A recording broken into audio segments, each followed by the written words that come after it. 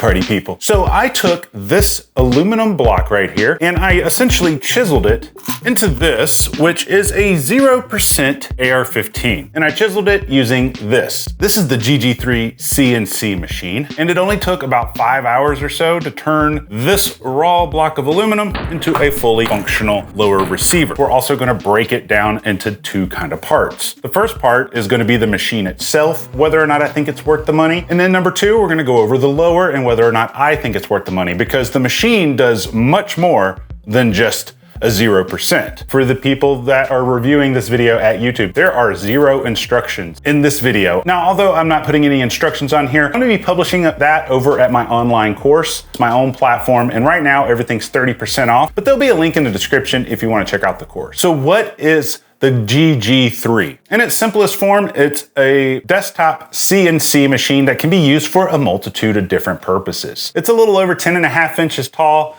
16.7 inches in width, and then about 15 inches deep. It's quite small for a desktop CNC. Obviously, because of its size, it's a single axis only. Now, if you are smart enough to know how to do programming with these things, you could program this to do anything you want. Maybe you want to make your mom some decorative doodads for her house. You could do that with this. But it can also be used for a lot of other purposes, specifically purposes that we like on this channel, such as 80% and 0%. Right now, the only 0% option that they have is the one for the AR-15, but I am told that they're coming out with future platforms for 0% in the very near future.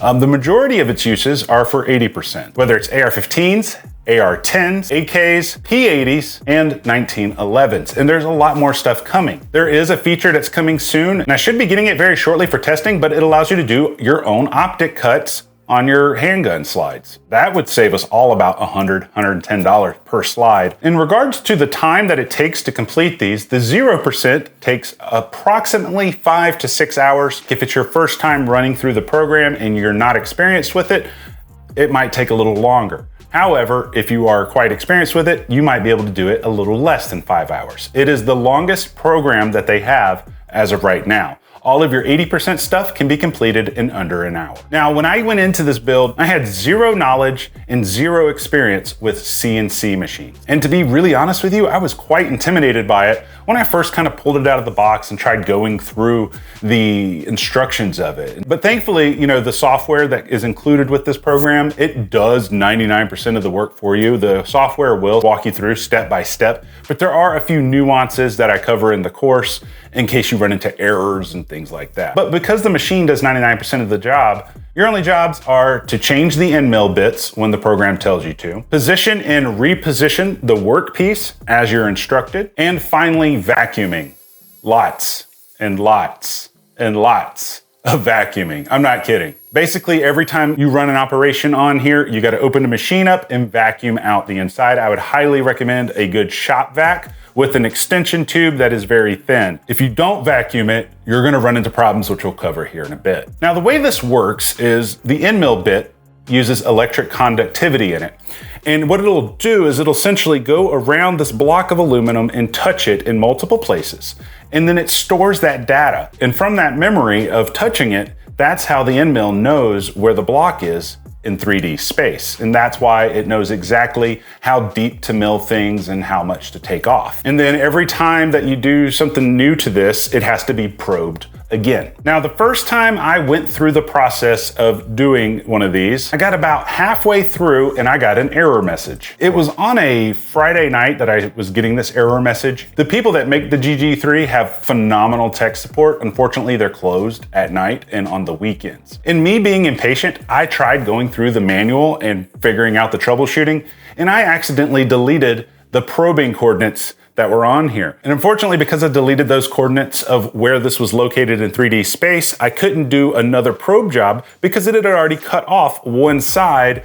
And so if it reprobed it, the coordinates would be wrong. And I only learned that after I called tech support on Monday morning. I didn't figure that on my own. Now, this was 100% my fault on the error message. If I would have just waited and been patient and called them, I would have never deleted the coordinates and I would have been able to finish on my first workpiece. So I had to order a new block of aluminum to do again. I actually ordered 2 just in case. And these cost about $25 each. So why did I get an error message? Well, the mistake that I made was I didn't vacuum out the machine well enough. On the deck of the GG3, where you hold the workpiece, and on the drill bit, somewhere in there was a piece of aluminum shavings stuck to it, and I didn't see it. And it kept tripping an error message. If I would have just vacuumed in a spot that I didn't look, then the error message would have completely gone away. Patience is a virtue, guys. If you do have one of these and run into issues, please call them. I mean, I'm gonna go through a lot of this stuff in my online course, but when in doubt, call the experts. Now, thankfully, once I got the new piece of aluminum, although I had to start all the way back from step one, I was able to finish it completely. However, I did have another issue, which was this fan right here that goes on the end of the collet. This is a little 3D printed part, and it's kind of ugly, and it's split. And because it's spinning, I couldn't put it back on. I tried gluing it, I tried taping it, nothing that I did would work. And I got a little impatient and decided to finish it. Now, thankfully, because I was so close to the end of this being completed, it didn't matter that I had this fan. This fan is just used to blow the metal shavings and chips away from the aluminum block so that it gets a nice, precise cut on it. But when I called the customer service, they did send me another one out as a replacement, so that's very nice of them. Now, using it with polymer seems kind of odd because earlier I stated that it uses electrical conductivity to know where the workpiece is in 3D space, and so it can't electrically conduct through polymer. Now, I'm gonna go through this in detail on my course because I haven't gotten to it yet, but essentially from what they've told me is you use some kind of foil tape. There's copper tapes, there's aluminum foil types tapes, and you put them in specific regions of the polymer piece. That way the machine can probe those areas to know where the workpiece is in 3D space. And once it knows the precise location of the workpiece, it can mill it with no problem. Now, the lower receiver itself comes in 3 separate pieces, only one of which has to be actually milled. And it comes in an upper half, a lower half, and then it comes with a threaded portion for the buffer tube. And these are all held in place with steel bolts and red Loctite. Once I had it fully assembled, I just went over it with a hand file, knocking down any of the sharp edges or corners. There were quite a few, and it took me a little time, but I was able to finally knock down all the sharp edges. Now, with this lower receiver, you would think that having it in 3 different pieces would be cause for concern. And I was actually concerned with that as well,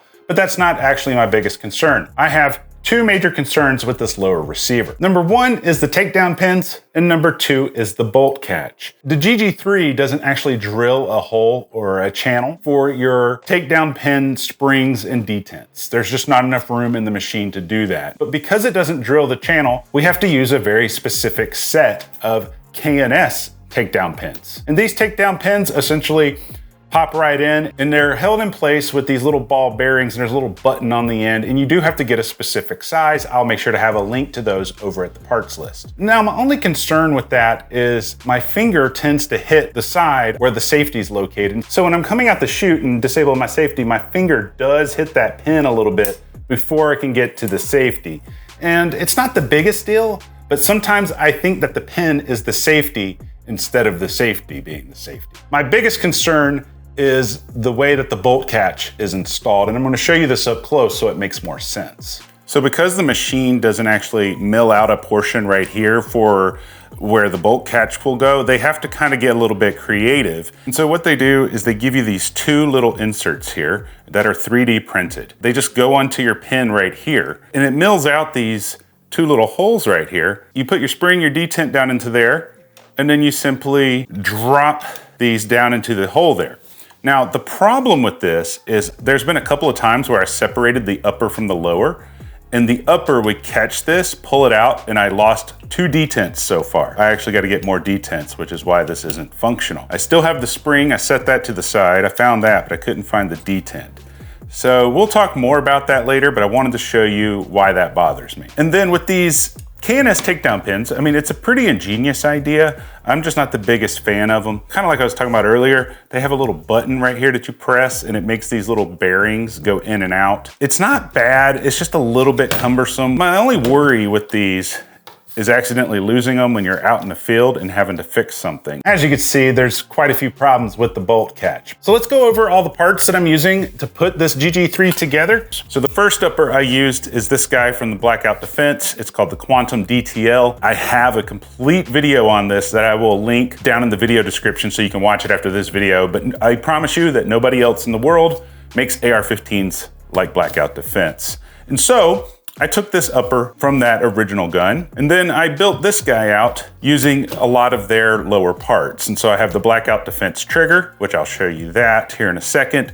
Blackout Defense buffer tube, Blackout Defense castle nut end plate. One of the stocks that they offer at Blackout Defense, the one that I have on the original build is a Magpul, but this one is a Fab Defense. I've never tried them, so I wanted to try that out. And I believe I had this grip just kind of floating around. And then I have the Blackout Defense safety, Blackout Defense anti-rotation pins, and then they are now offering an ambidextrous magazine release if that's something you're into, so I wanted to test that as well. Now this upper is the tightest fitting upper for this lower receiver that I've tested. In fact, of all the uppers I tested, everything was loose except for this one. And that's really saying something. And that rear lug on this one is, I guess, nice and tight. I did want to kind of give you guys a little bit of a bonus tip. I just kind of assumed that everyone knew this little trick, but I worked on a buddy's gun not too long ago, returned it to him, and he couldn't believe how smooth the action was. And then I was actually at Blackout Defense, and I was asking him a question about maybe upgrading something on here. And he felt it and he's like, how the heck did you get this so smooth? And the trick is this stuff. I'll have a link to this over at the parts list. I put this on the charging handle. I put it on the buffer spring, and I try to rub some on the inside of the buffer tube. This stuff is like magic. Totally love this. I just want to give you a quick tip on that. Let me show you the Blackout trigger. If you're not familiar, I do have some ways to get 10% off on these. But I can't talk about it on YouTube according to their monetization policies, so that'll be at the parts list. But this is the trigger. It's called the Blackout Zero. There's obviously zero take up. Safety off. Okay, now watch. See how little movement that was? Check this out. That reset. That is insane. My favorite trigger has always been Geisley, and I still like the Geisley SD3G trigger. But this is one of my favorite triggers of all time. And they got different trigger bows. You can get flat or you can get curved. There's more information about that at the parts list. But now let me show you the second upper. So let me take these pins off. And what's funny about this is I already got the pins out, but this thing is so tight, it's really actually kind of hard to get it off. And that's that rear lug, and that thing has some really, really tight lockup on it. Now, the next upper is a PSA upper, of all things. But what's different about this PSA upper is it came with an FN cold hammer forged barrel, a Geisley handguard, and it has the Geisley, I don't know if you guys can see this, but there's a Geisley gas block in there, and they've cross-drilled and pinned it into place for what they call their bomb-proof. This one originally came with just a standard birdcage flash hider, but I upgraded it to the new 3-prong flash hider / break from Blackout Defense. I wanted to test it. It's something new from them. For the bolt, I'm using the Sharps Rifle Company bolt, and I'm using the Blackout Defense charging handle.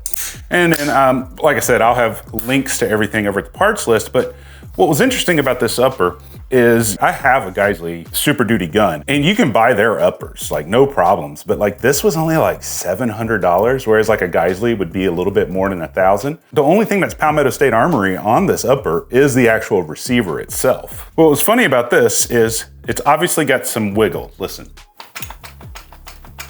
And at first I was like, you know what, maybe that's because I'm using a PSA upper. So I actually got out my Geisley Super Duty. I took the upper off that, put it on here, same amount of wobble. And I've tested a lot of other uppers that I have. None of them are as tight as the Blackout upper. They don't pay me to say this stuff, guys. I'm just reporting what I noticed about everything. So you take it or leave it. Now, all this is fine and dandy, guys, but honestly, we just need to know if this dang thing functions, how well it functions, and whether or not I had any problems with this thing. So as of right now, I have approximately just a hair over 500 rounds through this lower using 2 different uppers. The first upper that I tested it with was the PSA with the FN barrel and the Geisley handguard and Geisley gas block. And using this hybrid 3-prong flash hider / compensator from the guys at Blackout Defense, this thing shot incredibly well. I was very impressed at how fast I could shoot this, how accurately I could shoot this, and I was very impressed with the feel and the balance of it. I just am very impressed overall. Now, I got this in 16-inch, but they also have these in 14.5 pin and welded. The only reason I didn't get the pin and welded one was they're already welded from the factory. Usually when you buy just an upper, they won't weld them, but I didn't want to have to go through the process of getting it unwelded to put a different brake on it. I'm currently 40.8 yards or 133 feet away from my steel silhouette. I have a Nikon scope on here. I'm just running it at 1 power right now. It's not zeroed. We're just testing for function.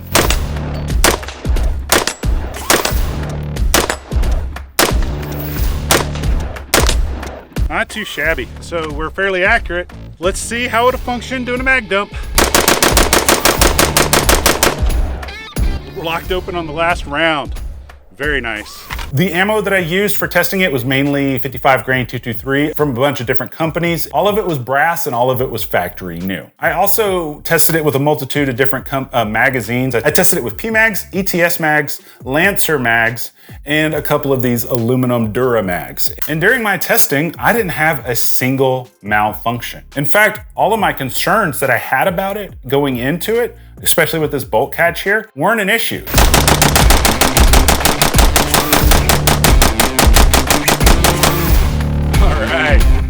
Again, no failures. Not bad.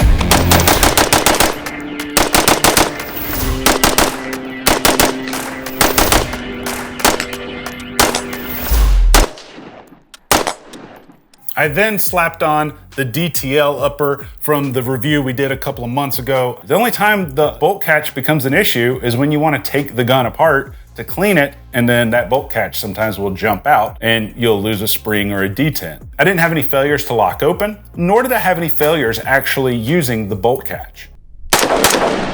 Whoa, that ear was not in far enough. Holy cow, that hurt. All right, try again.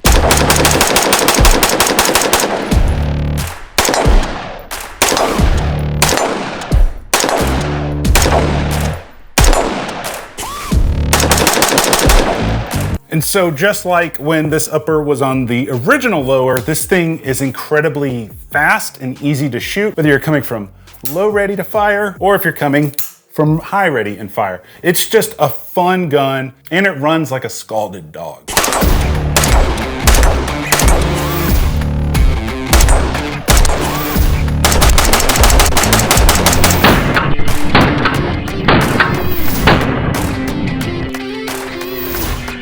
So much fun. Now, I didn't test accuracy because honestly, the lower receiver doesn't have any effect on accuracy. The gun is just as accurate as I can be. I was shooting at steel freehand from about, how far was it? I was 50 something meters away, so approximately 150 feet, shooting at a steel silhouette with a hostage popper with unzeroed optics at that. I didn't even take the time to zero them. I just slapped them on and started shooting. Range test, 100% passed, at least with this lower receiver, on 2 different uppers. So now let's go over the pros and the cons of the lower receiver. Then we're gonna go over the pros and the cons of the actual machine itself. Pro number 1 of doing a 0% is anonymity. Is there really anonymity? Let's just be real, especially when they can just look at your credit card statements and the only way to buy this is online. So take that for what it's worth. Essentially, it is a pro. Pro number 2, it ships right to your house. Pro number 3 is the cost of doing one of these isn't more expensive than a standard lower,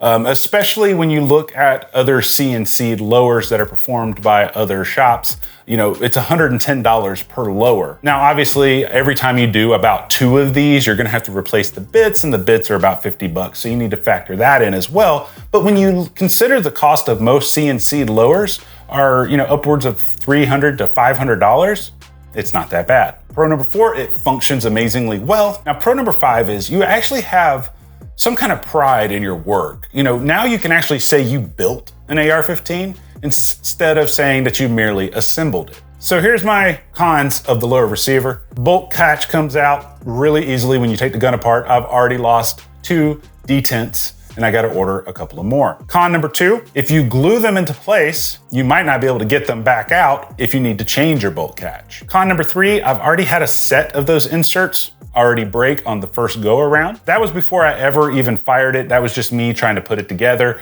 The holes were too small for the pin and it cracked them. Con number 4, the K&S pins, at least the rear pin, it sticks out too far and I hit it all the time thinking it's my safety, or it blocks me while my thumb's on the way to disable the safety, and it's really annoying. Con number 5 is gonna be Cerakoting it or doing something to it. Now, the reason that Cerakoting or getting this thing colored somehow is gonna be a problem is you're not gonna be able to take it to your local FFL for Cerakoting, because as of September 24th, I believe, if you have an unserialized gun that you take to an FFL, they're going to be required by law to serialize it and report it to the ATF. Now, if that's something you want to do, then have at it. From what I'm told, GG3 is coming out with a functionality to actually serialize these, but it's not available as of right now, which would be pretty awesome when that comes out, because then you could just throw some numbers on it. Because when you put your own numbers on it, it's not registered with the government, it's just numbers that prove your ownership. Because you can't just take this to a FFL and have it Cerakoted, you're gonna be forced to do it yourself. So that's the pros and the cons of the lower. Now let's go over the pros and cons of the GG3 machine itself. Pro number 1, it is very user-friendly, especially if you're like me, you never even touched a CNC machine, you don't even know anything about the coordinates. If you don't know any of that, it's super user-friendly for people like us. And if you are experienced with CNC machines, more the better, because you'll know more about clearing errors. Number 2 is their tech support is 100% spot on. They're based out of the state of Texas. Pro number 3 is all of the capabilities that are coming in the future, such as serializations, optics cuts, and from what I've heard, they might even introduce a way to actually do slide cuts, like lightning cuts and stuff like that. And I should be getting the update for the optics cut very shortly. I'm just waiting on that to arrive. Pro number 5 is they sell replacement parts for absolutely everything on the website, from the USB sticks that have the programs in it, to the little fans, to the end mill bits. Every single piece is replaceable on their website, and they're not overpriced. So what are the cons? Well, con number 1 might be the price. These things cost about $2,500. The way that it works is you got to put down a $500 deposit, and then they build it out and ship it to you, then you're charged the other $2,000. But they also have layaway options as well to help people pay for it. Con number 2, it can get really loud. You know, it says in the manual to stay in the room with it while it's running an operation, just in case there's a fire. So on the low side, I've recorded 68 decibels. On the high side, I've recorded 88 decibels. And it just kind of depends on what bit is running and how much material it's milling off. Now, con number 3 about the machine is I wish they would make the fan out of something other than 3D printed material. That seems to be the common denominator with the problems that I had with this are 3D printed parts. And it's just the fan and then the inserts for the bolt catch, but make it something different so that it's just not gonna break. Number 4, the software can be a little bit glitchy, especially if you want to do this not all in one day. You know, for example, I would run an operation, let it finish. And then I would just leave the computer up and running in the program. And I'd like, oh, I'll do that in an hour. I'll come back to that. And it would do its own alarm system and just abort the mission. And so thankfully in the software, if you remember what step you were on, you can come back to the next step and start from there. So if there's 7 steps and you're on step 3, you took a break and the software crashed, you can come back and start from step 4 and complete it. So that's kind of nice that they broke it up like that. Con number 5 is it's extremely messy. The top on mine is just this plastic acrylic that presses down. From what I'm told, the newer units have a magnetized cover so that it seats down into place, because there's a gap at the top where metal shavings and chips fly out everywhere. And so I was actually using duct tape to tape around that gap to prevent chips from flying all over my computer that was next to it and everything else. So now let's talk about, is it worth it? We'll talk about the lower first and then the machine. I think it really depends on what you're using it for. If you're just using it for the range to go out and have fun, yeah, I think it's worth it. Are you using it for competition? Kind of depends. If you have to separate the upper and the lower a lot during a competition, I wouldn't say to do it because you might lose your bolt catch detent like I did. Self-defense? No, not yet. If they could figure out the bolt catch issue, I would definitely trust my life with it. But as of right now, I wouldn't trust my life with it, because if I have a malfunction, I got to separate that upper from the lower to fix something. Boom, goes my spring, now put it back together, and I'm just gonna have nothing but problems. So I wouldn't trust my life with it yet. Now let's talk about the machine and whether or not I think it's worth it. Well, that really depends on the value you place on freedom. Freedom is never free, and nor is it ever cheap. And so if $2,500 seems expensive to exercise freedom, just consider the fact that many men and women have paid the ultimate price of having freedom with their lives. And because of them, we're able to just spend money to exercise other freedoms. Aside from the freedom aspect, I do think it's worth it for a few reasons. Future expansions, because they're gonna have the abilities to do a bunch of different things aside from all the platforms that it currently does. And I think it's worth it because this machine does exactly what it promises. Although I had a few mishaps along the way, a couple of them were my fault, a couple of them weren't, it did perform exactly as described, and I would buy it knowing what I know now. So with that said, let me know if you guys have any questions down in the comments section. I'll do my best to reply to them, and make sure to hit the subscribe button so we can plaster this video on everybody's feeds. But until next time, guys, I love you, and you guys stay sexy.